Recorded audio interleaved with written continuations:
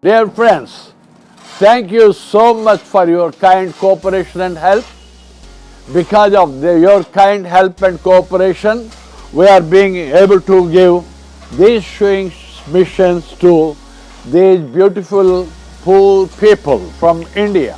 They are now they learned how to stitch the clothes and all that, and they take that to their homes and they make daily living in their own street. They stay at their home and stitch the clothes and make a living and help to the family. These are the poor children, the mother, the daughter, all these people has come, and we appreciate your kind help and cooperation.